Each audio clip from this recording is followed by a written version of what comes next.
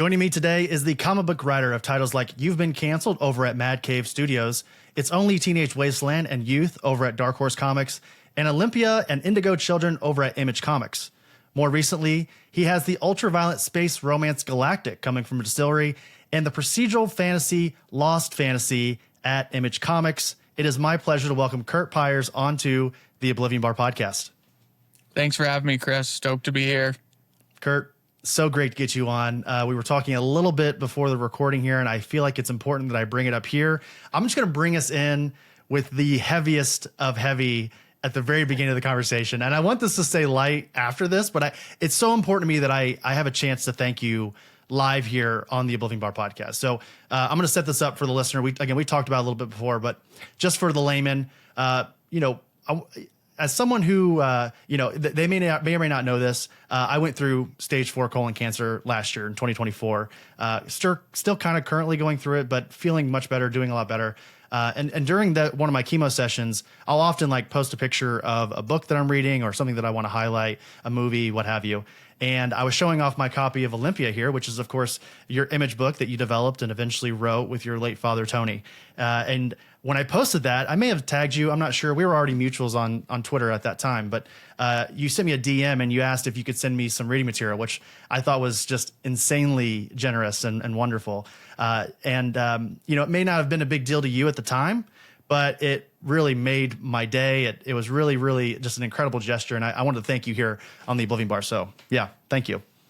Well, no, I appreciate it, man. We were talking. Yeah, I mean, I used to go to my dad's chemos with them, so I know how much that kind of sucks. So when I kind of saw that you were going through that, I just thought, just be some kind of nice, right? Because it's like, I always remember the thing that struck me is that sometimes you go to them and the nurses aren't very nice. That's kind of the thing that always triggered me is that you're there just doing the worst shit and some ladies just there oh, I can't wait to clock out. I'm like, are you fucking serious, man? I'm like, right.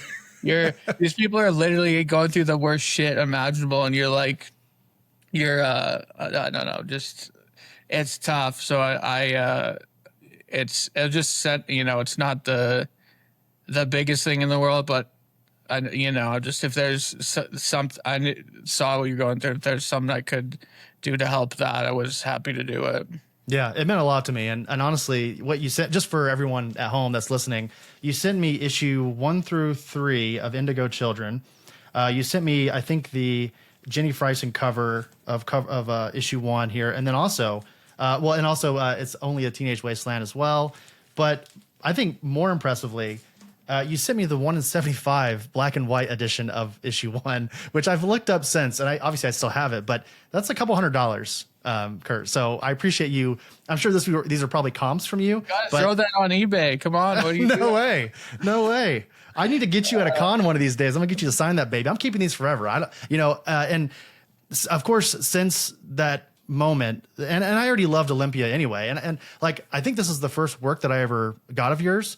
And since then I've become a big, not only a big fan, but also a friend of Christian Ward's. This book has meant, and obviously the source material as well. It all just hits directly in my cerebellum. I love it so much. So again, just wanted to thank you one last time for all that. And, it really, it made me excited to eventually get you here on the show. And it sort of was serendipitous that when I saw the release of Lost Fantasy, or at least the advertisements for it and all that, I thought this is the perfect time to get Curt on, because I was born in the RPG, the JRPG age of the PlayStation and the Super Nintendo. And it feels like that's very much sort of the key in on the demographic that you're going towards with this, right? Yeah, I mean, it's kind of the initial idea, it's definitely the most video game inspired thing I've ever done. And I wasn't sitting down I'm going to make something that feels like Final Fantasy or anything, but I think I gave myself the license to just pull in all the inspiration from everything cool when I was a kid, and pretty much everything I still think is cool, and a lot of that's just that shit where it's just cool dudes with pointy swords. And I joke with people, but I'm all the stuff I thought was the coolest when I was 12 is basically still the coolest, I'm right. It's the same stuff. But yeah, it's really the first time I think, I'm doing this more and more where I'm just pulling from all sorts of things, right? Where it's like very like, I mean, obviously you can trace the Final Fantasy VII back to like Berserk, and like, you there's kind of the lineage of the big sword in, you know, Japanese video games and manga, but it's just like I'm just pulling from stuff that I think's cool, and I'm trying to still build an interesting and grounded narrative out of it with good character work, because like I don't think you can just cool imagery alone isn't enough to sustain a comic book. I think that's what a lot of the 90s comics taught us. Some of them are better than others, and no disrespect, because I do respect all those guys. Are kind of like the OGs, and they have so much enthusiasm and have done so much for the medium. But I just think I have the benefit of having read those comics and read all the ones that came after. So I'm trying to like always combine super cool imagery and ideas with, you know, some really compelling storytelling. I mean, it's building blocks, right? Like, you had to have lived during the image boom to know that you can make amazing looking comics and also thought-provoking comics in the same book, right? And I want to talk a little bit more about Lost Fantasy here. It comes out on April 30th. Here's a brief synopsis for everybody who isn't familiar with what Lost Fantasy is. There's a world of magic, myth, and monsters that exist beneath the surface of our own. Since first contact was made over 100 years ago, the great hunters have kept us safe from the creatures that lurk in the shadows. But last night, something broke through, and it's up to rookie monster hunter Henry Blackheart to stop it. Now, all I've seen from the masses, from comic readers, you know, we're pretty keyed in here on the Oblivion Bar. We got our finger on the pulse, and it seems like the buzz and the excitement for this comic is, you know, turned up to 11. And I just saw you post a video on Instagram just a couple hours ago talking about sort of the hype and the numbers that have been going along, you know, with this first issue of Lost Fantasy. And I want to ask you, do you think that it is sort of the Final Fantasy nerds, the JRPG nerds that are really, you know, leading the charge with this excitement? Or is it something else that you think is getting folks so excited? I mean, I think it's all the above. I think it's like I think it's the comics incredibly cool. I think I found an overlap between the comic conceptually with something I really like, and I like leaned into it and leveraged that, right? And then it's also like more on that is like I built it out in a way that like I would buy it from the store. So it's like we got the coolest Jay Lee cover. We got Derek Robertson to do a cover. It's like it just comes down to like I made it what kind of I would want. And I think people respond to that. And I do think you know, part of our success for sure is that we're leaning into the fandom of like Final Fantasy and all these other properties in like a fun way. But at the end of the day, if people weren't interested in the comic at all, like the homage variants or what, you know, it just doesn't matter. So it's like, I think it's all the above, to be honest. Like, I'm not going to just pretend like, yeah, it doesn't help leveraging a massively popular video game franchise, but it's like, I think at the end of the day, just everyone's, you know, the cover A, everyone's really excited about too, which is that Luca cover is respectfully, that's the best cover in my opinion. Yeah, I mean, it's crazy because that cover is obviously like still very informed by the Final Fantasy thing, but it's less a direct thing to it. But it's kind of just, I think he just nailed it, right? Yeah, and so when you were coming up with this concept, when you and Luca were sitting down talking about Lost Fantasy, now, as I said in the intro, this is both a procedural and a fantasy.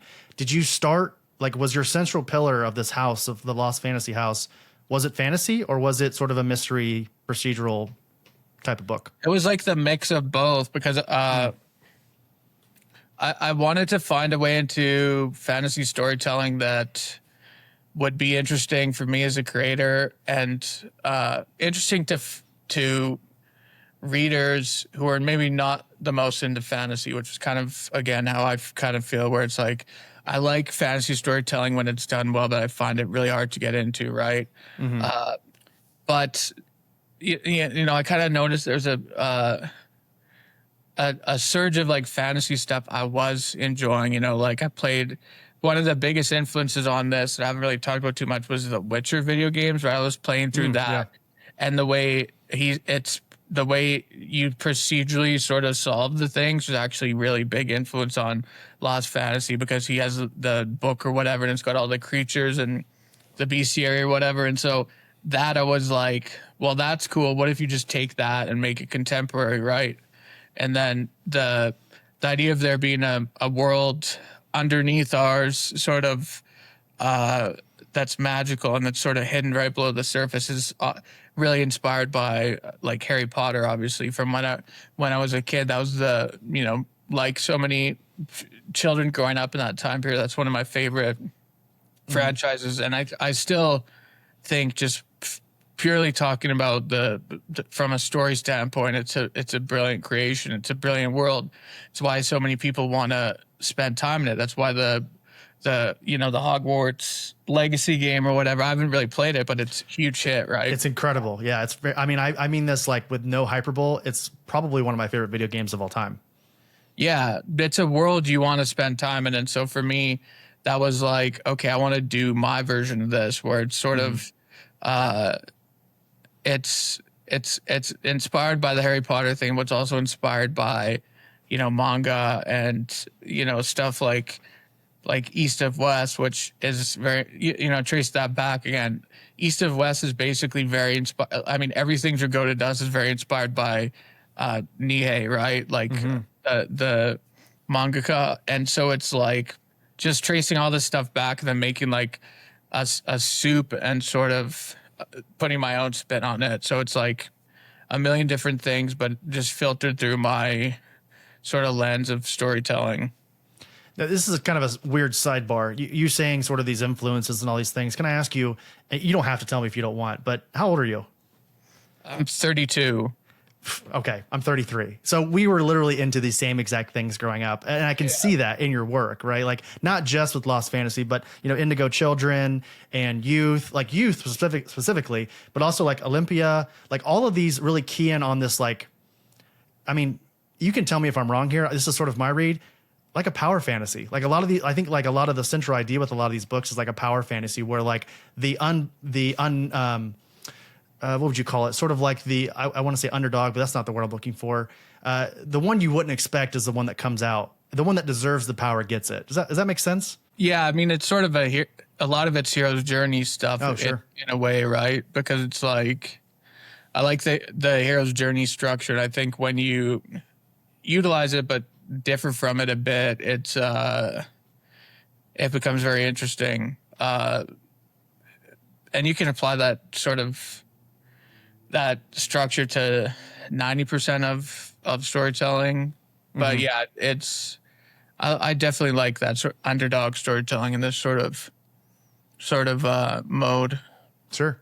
Well, I will tell you another thing that I really love about your work is that you often, you know, let your collaborator do a lot of the storytelling visually, especially like in like the cold openings, in a lot of your books, especially in those first issues, which we get plenty of in this first issue in Lost Fantasy from Luca. It always makes for like a really dynamic read. Maybe people who aren't well versed in like comic script writing, I'm not even saying that I am, but I have a little bit of knowledge in it. But like balancing structure and spectacle can be sort of a tightrope. It can be pretty tough sometimes, but I think you do it extremely well. So when you begin scripting out your stories, do you purposely create space for your collaborator to sort of stretch their legs and showcase their talent? Or do you find that like that just happens naturally throughout your process?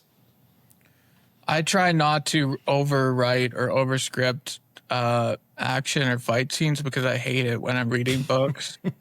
And it's like two guys are beating the shit out of each other and they're doing a paragraph in each panel. It's like the worst thing. Yeah. And it's like the most American superhero storytelling trope. So I just hate that. And so I try and I try and avoid that. And then also like higher panel count stuff, like really Frank Miller inspired stuff. It's my, you know, Mount Rushmore of comics is definitely Frank Miller's on there. And he does the higher panel count stuff so well, and it's like perfectly calibrated. And I always like that Dark Knight Returns type stuff where it's like the 16-pound grade of guys beating the shit out of each other, and so I'm always trying to do something like that. Sure. Have you seen American Genius, the Frank Miller doc? No, I want to watch it. It's I don't. Where can you even watch it? It's like, didn't they just do a couple like roadshow screenings? Yeah, they did a couple like single night viewings at like Cinemark, which I went and saw, and they had like a quick panel with Frank as well. And it's great. Like, of course, we all know that Frank Miller is a genius and he's a pioneer in the medium. But that doc, and docs can be sort of, they can glorify anybody. They can make you side with anyone, right? But like, I already had warm feelings about Frank Miller, but that doc really just sort of, to hear all of these legends come together and just talk about how revolutionary and how inspiring Frank is, it really like just brought it all home for me that like he's one of the GOATs. Oh, he is. And I just think if you're one of the people who like just spends all day online snarking on his new covers or whatever, like, go fuck yourself, right? Well, yeah, it's like, agreed. He's like a 7-year-old guy who's contributed so much to the medium, and his style's evolved, and maybe it's not what people want it to be, but it's just, I don't know. I just hate how negative a lot of the discourse online around his covers are. It's like Marvel doesn't put out 10 million shitty comic book covers a month. Right. I'm not saying, yeah, I mean, I know I sound like an asshole when I say that, but it's not like every Marvel cover is a masterpiece, right? Like the vast majority of them just blend together. So the fact that people are so morally outraged by like 1 or 2 Frank Miller covers a month, I can't handle it. Right. You know, what I think it really comes down to, because I tend to agree with you on a certain level, is that it's a lot of house style, which, you included, but everyone in the comics medium is about 10 times more creative and artistic than I am. But I will say that like when you get a bunch of house style in a row, it does sort of blend together a little bit, right? Like the cross hatching and the bright digital colors and all that. So, and I agree with you. Like, of course, classic Frank Miller is like, it's goated. Like, it's the best. But, and this new version, it is a style, it is a choice, but Frank Miller deserves to showcase and evolved into any style that he wants. Like, he can do whatever he wants with his artwork going forward. People didn't even agree on his work when he did Dark Knight Strikes Again, right? This is kind of a extension of that, which was already very divisive. And then you add to the fact he went through, medical issues or whatever personal issues that I don't have any interest in speaking on, because it's when he wants to speak on it, he can speak on it. But that's contributed to as well. So I'm just like, some of those, like, I really like the Red Hulk cover he did. I saw someone making fun of it on an Instagram reel the other day, and I'm just like, what? Like, it's cool as shit. Like, just that's one of his best ones in a while. And the Spider-Man one he did not too long ago is like pure Ditko. Anytime he draws Spider-Man, I find it really cool because it pulls really heavily from Ditko. But yeah, like, a lot of these covers I find are pretty cool, and I was just talking to someone the other day. I'm like, fuck, I wish I had just $10,000 sitting around to get Frank Miller to do a cover for one of these books.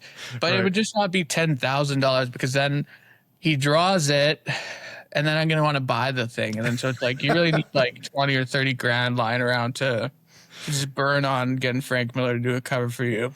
Yeah, you're gonna need to set aside like the amount of money you need to buy a low end Toyota to get Frank Miller. Yeah. Way better investment than a Toyota, though. Fuck the Toyota, right? As soon as you drop the Toyota off the lot, it loses half its value. I think the Frank Miller piece it appreciate over time. Right. Well, I'll tell you, as someone who has a 22 Corolla, I kind of like it, to be honest. It's the best car I've ever owned, but I agree. Just like any car that you any buy. car, it wasn't specific to Toyota. Right. The depreciation immediately happens. But, speaking of, well, I will say undiscovered genius in this particular arena. Actually, I'm sorry. Let me go back a little bit here. You firmly believe that, I firmly believe that in this first issue of Lost Fantasy, and I put this on social media a couple weeks ago, I believe this first issue of Lost Fantasy is a poster child for why comics fucking rock, right? Like, I'm excited to eventually share this first issue, and I'm not trying to just butter you up now that you're here on the Oblivion Bar. I'm very excited to eventually hand this first issue, or again this first trade of Lost Fantasy to someone, because I firmly believe that this is why comics are cool. And my buddy, and again we just talked about a minute ago, Christian Ward.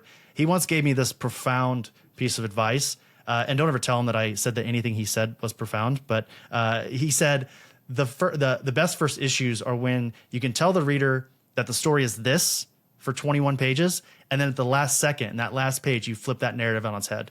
And I think you and Luca do that masterfully here with this first issue of Lost Fantasy. So my question for you is, you recently spoke about how you and Robert Kirkman had a conversation, and he actually inspired you to not be so precious with your twist. Tell us a little bit more about that conversation, how you included that in this first issue of Lost Fantasy.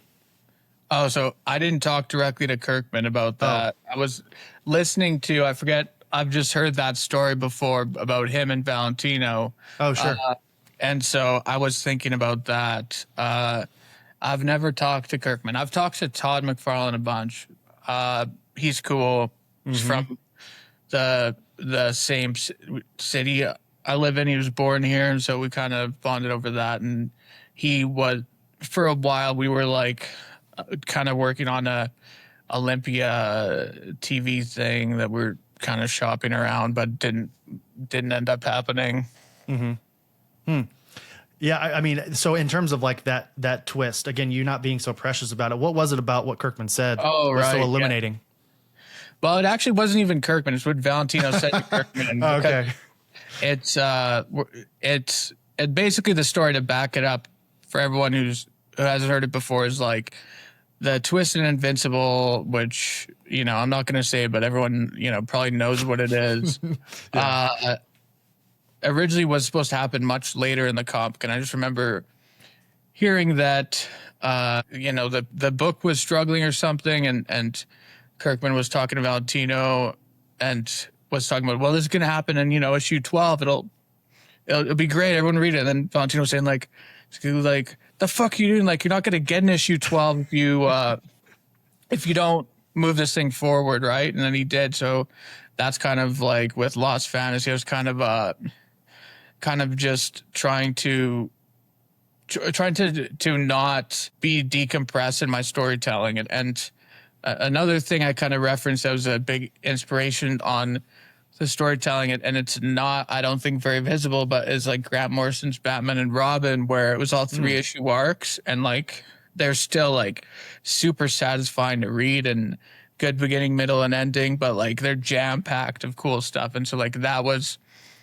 my goal for this. Even though it's a very different book, I wanted just to be the pacing to be relentless, right? And so that's why Lost Fantasy is kind of it's a 4-issue arc to start it, right? But it's more than 4 issues of story, I guess. They're kind of oversized issues, so it's a bit experimental. I think that the future of comics is not like 20-page comics. I think it's like a little bit bigger. $4.99, $5.99, depending on the size, but more of a meal, right? So I liked what I think that, kind of close to what we're doing here is the Black Monday Murders did something where it's like the issues were bigger, right? I don't like the design pages as much as Hickman does, but I like that idea. I think is the right one, where it's like, okay, I want you to have a meal, not a snack, and let's just make each issue super satisfying. I love that idea. I just spoke to Aubrey Sitterson not too long ago about his new image book that's coming out, Free Planet. And that baby is dense. All right. It's got graphs, and it's like reading a prose novel in a comic. It's 22 pages, but it is like 58 pages of content. And I love the idea that both you guys are sort of setting up in comics. I love having too much to chew on rather than not enough. You know what I mean? So that's a great thought. And I think that if the writer and the creative team in general are down for it, that always makes for a better reading experience for the reader, right? Because there's no rule in place that says we have to finish this comic in one sitting, right? You can read a couple pages, sit on it, or go back and read it again. Like, there's no wrong way to read comics, I don't think. No, but I think there's such a thing as too much information in a comic. Oh, sure. Right? Yeah. So 22 pages, but with 58 pages of that could be problematic. I mean, It's like Alan Moore said, there's a sort of a maximum amount of information you should overlay into a panel, because sometimes I'm reading a comic and I'm just like, well, I would just go read a fucking book if I wanted to be reading this many words. And so I don't know. I hope his experiment works for him. I don't know if I feel exactly the same way. I'm more talking just about sort of expanded issue size, right? Sure. But I think comics is all about rhythm, right? So if you're really good, you can totally land that. Like an example I would say is you just talk about Map Fraction.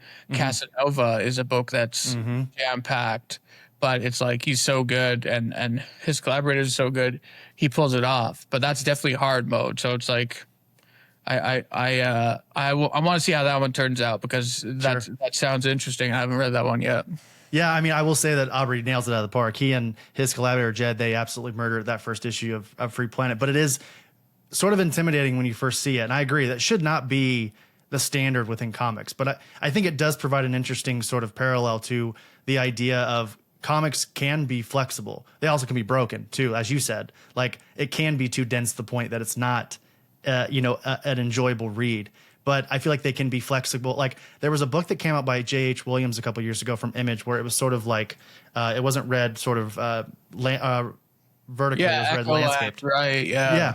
And it can be played around that way, and I think that's sort of the main point here. And I do want to continue. I want to ask you about Luca a little bit. You know, you guys have done 3 books together, and I'm going to try to say his last name. Tell me if I say this incorrectly or correctly. So it's Luca Casalanguida, is that correct? You might be right. I think it's Casalanguida or Casalanguida. I don't know. Sorry, Luca. Luca, we're sorry, but I think we're both pretty close. Yeah, I mean, I don't think you'd be too offended. Right. Well, you guys have done 3 books together now. You've done New America, you did Money, and then now you're doing Lost Fantasy together. And I'm curious, what makes him so uniquely suited for this book here? And is there something that he brought, something surprising maybe, that he brought to the table that changed you from your original idea or script?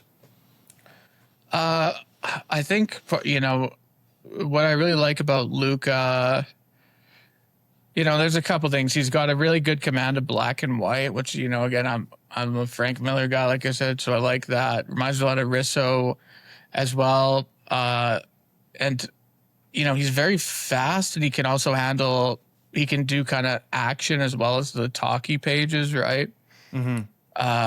And like I was saying before, to me, comics all about rhythm. So I like to work with guys who can kind of do both, right? I don't want to just work with guys who draw splash pages but couldn't draw a conversation to save their life. But Luca's just, his work just is effortless. I don't know, it's not the most eloquent way of saying it, but I have a high degree of confidence that anything I tell him to draw, he can.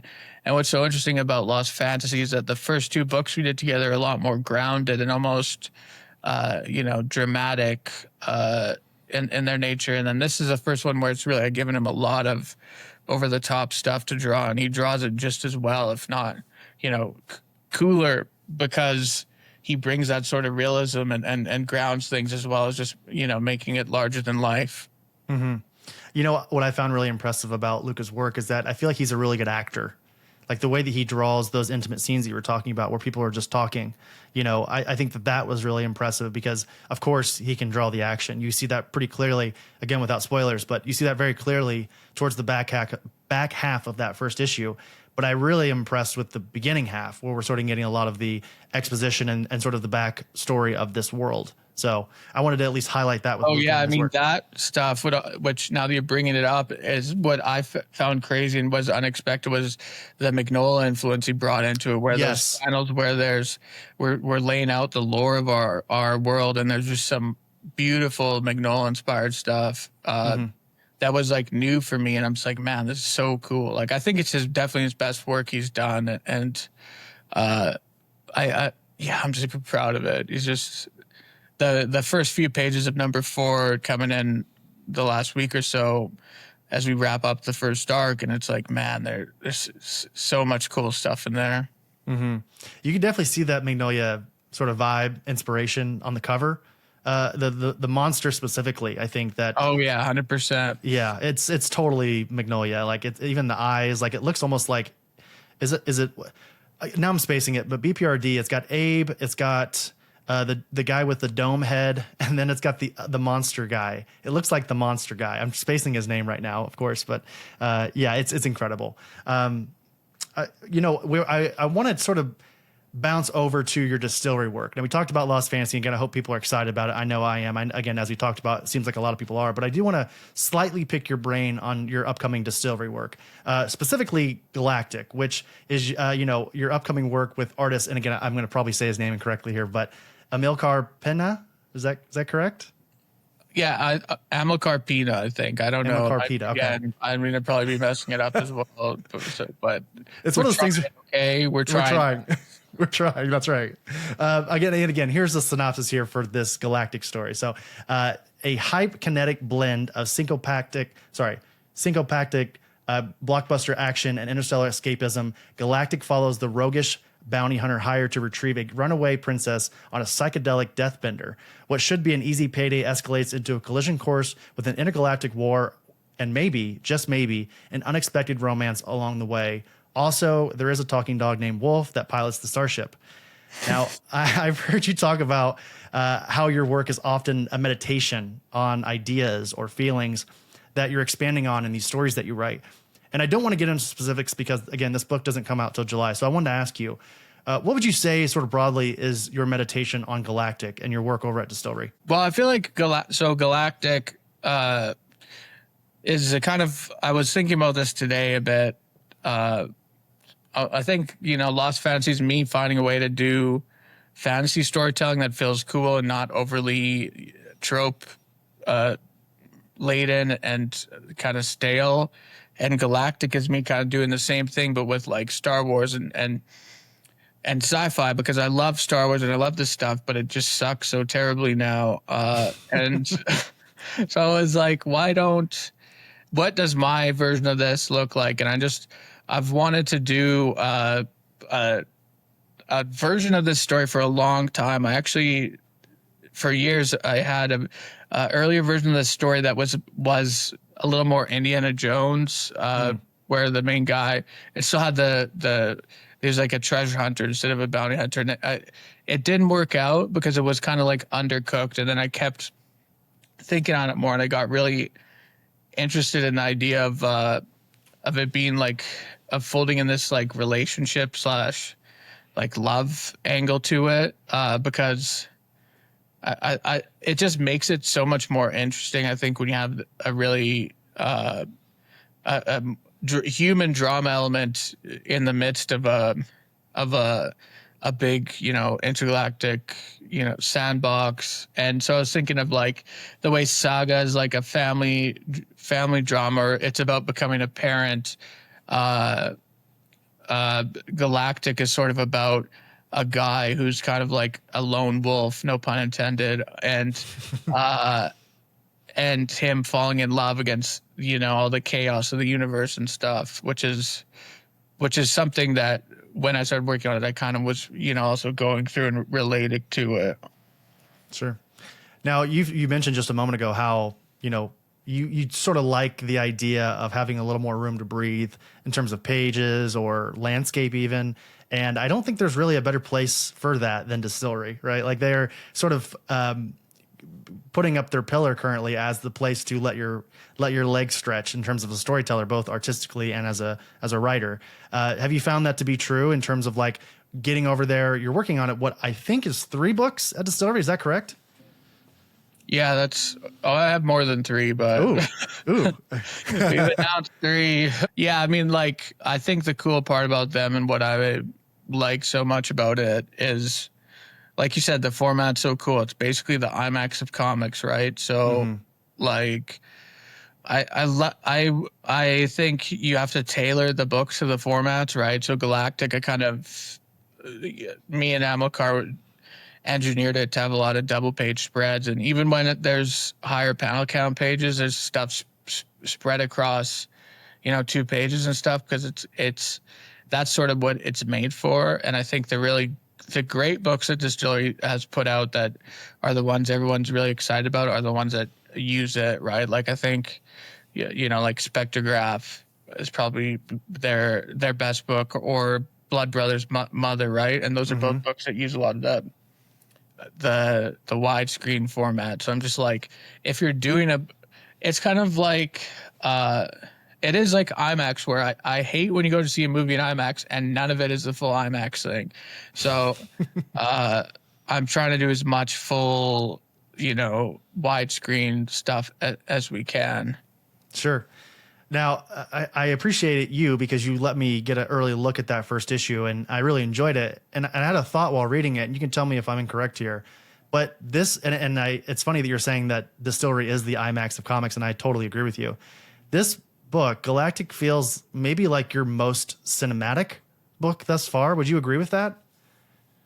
Yeah, I think it kind of does, just because of the format, right? It's kind of like a lot of widescreen and splashy stuff in there, and I love the intro to Galactic, and sort of just the each issue Galactic has sort of a title spread that's really designed to showcase the DSTLRY format, as well as just like cool graphic design and our great logo and stuff. But that was something I kind of, the first time I saw something like that, now this is totally kind of where I stole it from, but I'm bending it in my own direction, is the Umbrella Academy, right?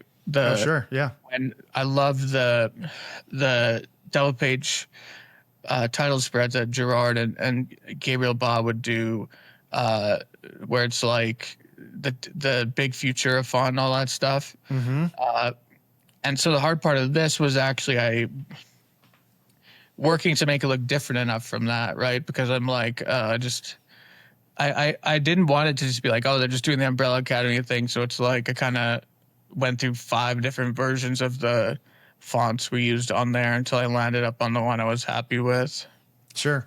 Well, it's funny we're talking about this. We've talked about Saga, just a moment ago, and Brian, when he was on the show, he mentioned that everyone can have the same idea, but no one's going to tell the story the way that you do. So like everything is original no matter what. And I've always found that really interesting and true, honestly. Like, even Saga, he said, is just Romeo and Juliet in space. And while I guess I see what he's saying there, it obviously is a lot more than that. And you can make that sort of correlation with most comics and all those things. But I do want to ask you, again, you've done some work both at Dark Horse, Boom, Comixology, but between Image and DSTLRY, some of your more recent work has been at those 2 publishers, and I want to sort of key in on that. And this is not gotcha journalism. You can totally be as transparent as you want.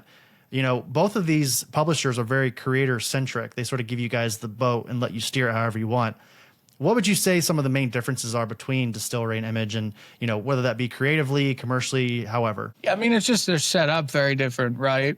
Where it's like, okay, the Image model is the Image model, since it was founded, is basically, Image takes a small fee, you own everything else.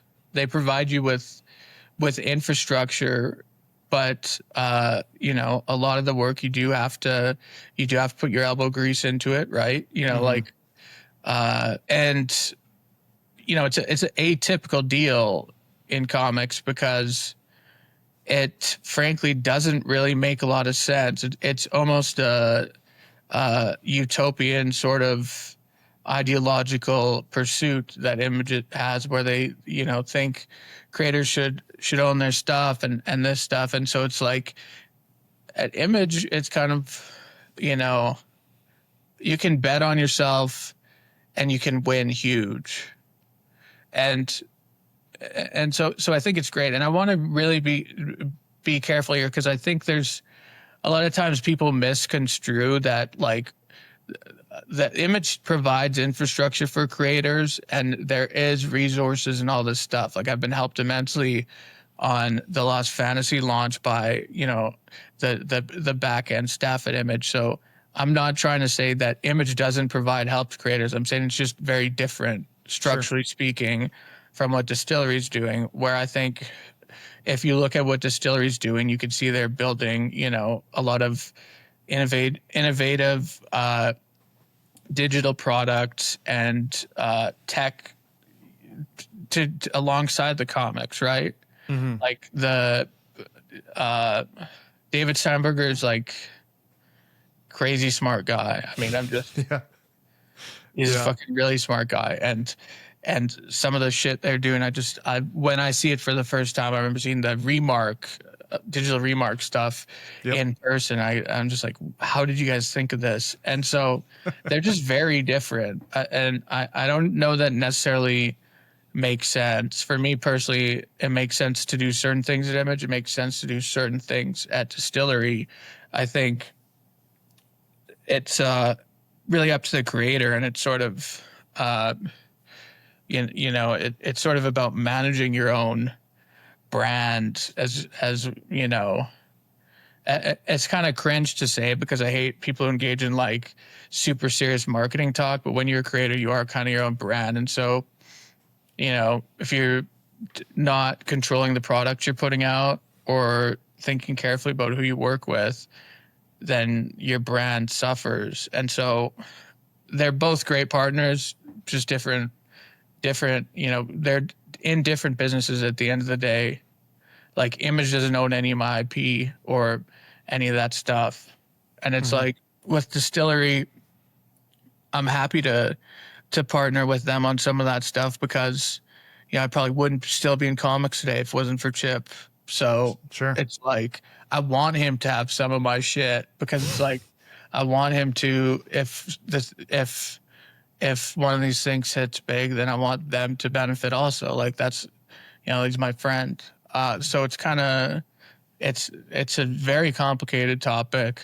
But I think broadly speaking, the issue in comics is not the deal structure. It's how the people behind the deals act. Right. So, you know, it's more about working with people who act in good faith. And I think the companies you see creators working with over and over again are the ones that probably treat people the best.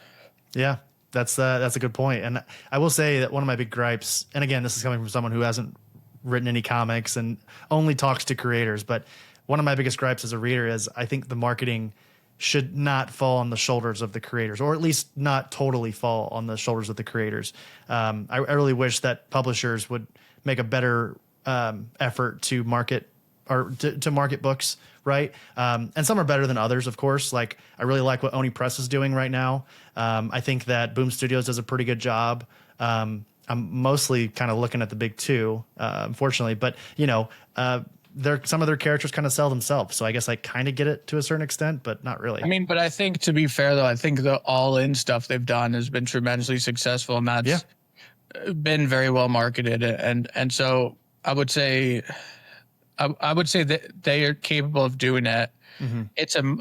It's a way harder ship to steer when you're up underneath a publicly traded umbrella, right? When you're underneath the axe of Zaslav, or however you want to say it, to do that. And so the fact they pulled that off, I think is extremely impressive. But I'd say I actually do agree with you. The biggest problem in comics, and it's not even like big two, it's indie comics is churn and like too much content. And when you say that, people think, oh, you're being a hater. You don't want people to be able to break in. It's no, I want you to be able to break in, but I want you to break in at a publisher that will do their job and adequately market your book and not just vacuum up your IP and then shit it into the marketplace to like end up in a dollar bin.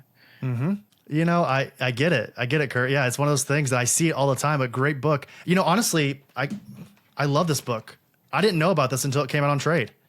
And it's Image, but still, like, that's a problem, I think. Mm-hmm. Yeah, I mean, Olympia, I just didn't have the money to market the book. Sure. I guess that makes sense. Yeah. I mean, this is one of your earlier books, right? Yeah, it was like 5 years ago. I was still pretty much broke. Yeah, I mean, I hired a marketing guy and all this stuff, but it's like, there's only so much marketing you can do. And I think also that it's really hard to market. It's just a weird kind of superhero adjacent thing. It's just those books never going to be huge. Sure. All right. Well, Curt, I've taken a lot of your time here today, and I appreciate you sitting down with me. I do have one more segment if you have a little bit of time. And this is a newer segment that we've been doing here on the Oblivion Bar here recently. It's called, and this is a work in progress, this name. It's called Hey Kids, It's True or False Time.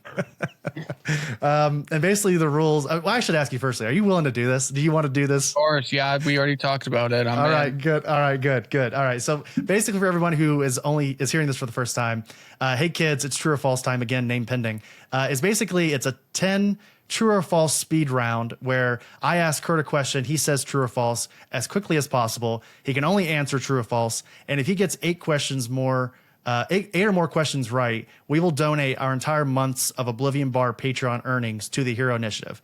And if you're not familiar with the Hero Initiative, please look it up. I will have a link in the show notes, but it basically helps comic creators, older comic creators, help with bills and travel to cons and all the things. So currently, our highest score is Michael Allred at 9 correct answers. Curt, do you think you have it in you to beat Michael Allred with 9 correct answers? Definitely not, but let's try. All right, here we go. I'm going to go ahead and start us off here. Again, the name of the game, quick as possible, only true or false. Okay, let's go. All right. Question number 1. There are 6 Harry Potter books in the main storyline. False. Correct. It is false. There are 7 books. Question number 2. Squall Lionheart is the main antagonist for Final Fantasy VIII. Antagonist? That's false. I apologize. It's protagonist. You're right. Yeah. Okay, so if he's protagonist, true. Yep, that is correct. Calgary is the 3rd largest city in Canada. True. That is true. All right. Question number 4. 1993's Daredevil, The Man Without Fear, is written and illustrated by Frank Miller. False. It's drawn by Romita. That's right. Your buddy, John Romita. We didn't really get to talk about John Romita in this conversation. Oh, getting pages in on that bad boy. It's sexy. Well, the next conversation I have you on, we're talking about Junior. All right. Question number 5. Metal Gear Solid debuted on the PlayStation on September 3rd, 1998. True. That is true. We are 5 for 5, Curt. You're doing good. Question number 6. Pulp Fiction beat out Shawshank Redemption and Forrest Gump for Best Picture at the 1995 67th Academy Awards. That's false. Do you know who won? It is false. No, I don't. I just know they wouldn't give it to Pulp Fiction over that other. That other stuff's way more in line with the Academy. That's right. It was Forrest Gump that won that year. Didn't Pulp Fiction win for screenplay or something? It won 2 other ones. That, I think, supporting actor for Samuel L. Jackson. I'm pretty sure. All right. Question number 7. The Calgary Flames celebrated their one and only Stanley Cup in the 1988-89 season. True. That is true. 7 for 7. Question number 8. The director of the cult classic PlayStation classic Parasite Eve was Chrono Trigger and Final Fantasy V legend Takeshi Takedo. Or Takeda. You finally got one. I never played that. I think it's false. Nope, that is true. Oh, Takeshi Takeda. I said it wrong the first time. Takeda was the director. That's like I never beat Chrono Cross. I never played Parasite Eve, even though I meant to, because the one with the 2 hot chicks with the big guns, and you know, it's right up my alley. That's right. I knew we were kindred spirits, so I thought you may or may not have played that one from back in the day. It gave me nightmares. It's total body horror. Okay, question number 9. So we're 7 for 8 right now. Or sorry, 7 for 8 right now. Jack Kirby was 33 years old when he co-created Captain America with Joe Simon. 33 years old. 33. Damn, I think that's false. I think it was younger. That's correct. He was false. He was 22 years old when he co-created with. He was very young because I've researched it quite a bit, and he created like right before the war, which he went and fought in, so he wouldn't have been 33 going to fight in World War II. All right, we are currently 8 for 9. Last question here. Question number 10. The late David Lynch wrote a comic strip called The Angriest Dog in the World for over 10 years. True. That is true. Shout out to the GOAT, David Lynch, for writing some comics. All right, Curt, great job. You tied Michael Allred with 9 out of 10 questions right. Congratulations. That's awesome. And you are currently our April contributor for the Hero Initiative. So thank you for that. That's awesome. Yeah, those were good questions, man. Thank you. One, Yeah, they're perfect because they're like stuff. Yeah, you did a good job picking them, man. I'm really impressed. I like to sort of key in on the things that I think you might like. So, and then make them like slightly challenging that maybe or you may or may not know. So it still makes it fun. So, thanks for doing that. 9 out of 10 is awesome. You're currently again tied for first. So, Curt, what a pleasure, man. Thank you so much for coming on to the Oblivion Bar podcast. And just a reminder for everybody listening, Lost Fantasy hits shelves on April 30th. So make sure everybody reach out to your local comic book shop, add that to your pull list. Again, as I said earlier, this is the perfect first issue to hand someone to let them know that comics are awesome. And, Curt, I don't want to like ask you on a second date while we're on our first, but I'd love to eventually get you back on the show to talk about Galactic down the road or whatever you're working on at the time. Let's do it. I feel like that's the move when you're on a first date with a girl you're really liking. You want to get that lock in that second date before you end the first one, right? Absolutely. Because that you have the odds are a little more in your favor if you're still there, right? If you're still with her, it's. But also you could just tell, right? Some girls you go on a date with, and it's like, I don't want to go on a second date with you. Let's just end this. Yeah, if you've done your job correctly, you can usually get a pretty good gauge on how they're feeling. And I agree with you. I am the eager type that if I've ever went out with someone and liked them, I'm like, hey, do you want to go out again? I don't care if I sound eager or whatever, Yeah, I don't really care either. What's the point? Oh wow, it's like if she doesn't want to go with you, she's gonna say it. You know, who are you trying to look cool for? Yourself? Like I don't care anymore. I'm over it. Just let me know if I'm moving on or does it go somewhere. It's proclaimed here on the Oblivion Bar, everybody. There you go, guys. Your relationship new relationship podcast with advice from a 32-year-old single man. There you go. And a 33-year-old recently partnered, but mostly single most of his life. So we are clearly the right people to ask. And Curt, before I let you go here today, before we give off any more very expert-driven relationship advice, how can people follow you? How can people catch up with your work? And is there anything that you want to sort of highlight before I let you go? Oh, I don't even know. I've just been doing the Instagram lately because it's less toxic than any of the other social networks. I find it's a little more functional. And there's still a lot of people on there where it's like the rest of them I feel like kind of just slowly melting away. So I guess, follow me on the Instagram. It's Curt Antonio Pires. And do that if you want. If you want to follow me, I don't know what else to tell you. I don't like following people on social media too much. I'm not going to beg you to follow me, but it's where to go if you want the updates. Wait, hold on really quickly. Did you just say Pires? Have I been saying it wrong this entire time? I did say it right, yes, but 99% of people who have me on kind of say it. Pires? Like they say Pires? Yeah, they say it very differently. It's Portuguese, so it's like kind of, you got to take into that, like, they have like the weird like fish accent, right? Sure. All right. Yeah, well, Curt. Yeah. Curt Pires, it was such a pleasure you having here on the Oblivion Bar podcast, and I can't wait to have you on sometime in the near future. Yep. Thanks for having me, guys. Appreciate it.